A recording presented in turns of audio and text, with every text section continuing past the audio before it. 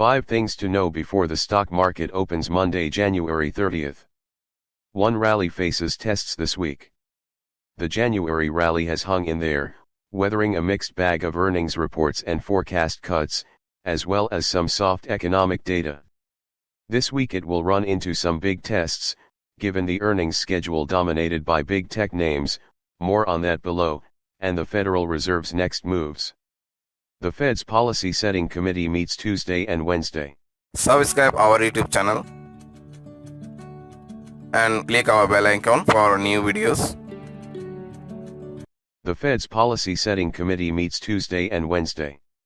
Market watchers expect the Fed to raise its benchmark rate by 1/4 point, which would be smaller than the past few increases, so most of the focus will be on what Chairman Jerome Powell says about the Fed's outlook following the announcement Wednesday.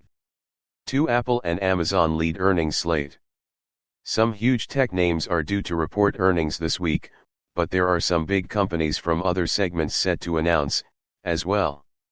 So far this earnings season has been mediocre at best, with several companies topping low expectations, while others have pre-announced to set expectations even lower. Here's a look at the earnings week ahead. Tuesday, General Motors, McDonald's, UPS, Pfizer, Spotify. Before the bell, Snap, AMD. After the bell, Wednesday, Peloton. Before the bell, Meta.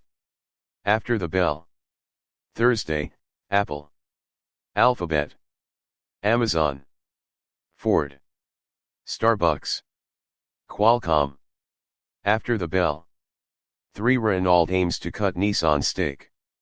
2 automotive titans are attempting to shake things up as the industry moves more aggressively into electric vehicles. France's Renault and Japan's Nissan have agreed to restructure their agreement, which they struck in 1999. Under the deal, which requires approvals from their respective boards of directors, Renault would cut its holdings in Nissan to 15% from 43%, distributing a large chunk to a French trust that would have neutralized voting rights. Nissan also agreed to invest in Ampere, which is Renault's electric vehicle business. The two will also work on high-value creation operational projects in Latin America, India, and Europe, they said. 4. Walmart presses its advantages. Walmart has weathered recent ups and downs in the retail space better than many of its smaller competitors, especially Target. Why? Because of its grocery business, the biggest in the country, and its scale.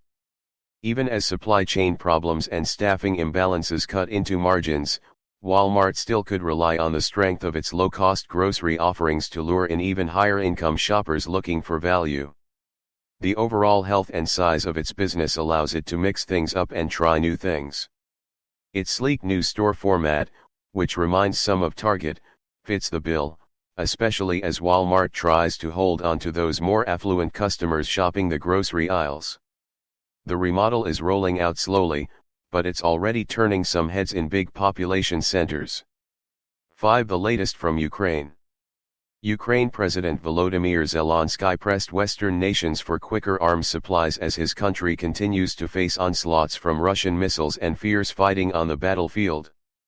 The US and Germany have pledged to send dozens of tanks to Ukraine, leading to speculation that fighter jets would be next.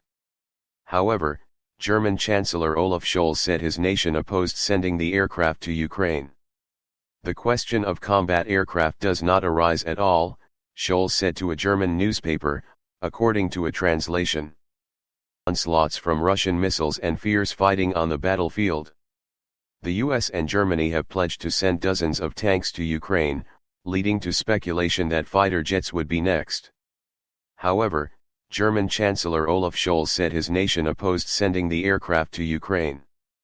The question of combat aircraft does not arise at all, Scholz said to a German newspaper, according to a translation.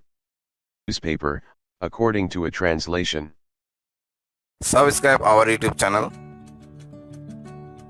and click our bell icon for new videos.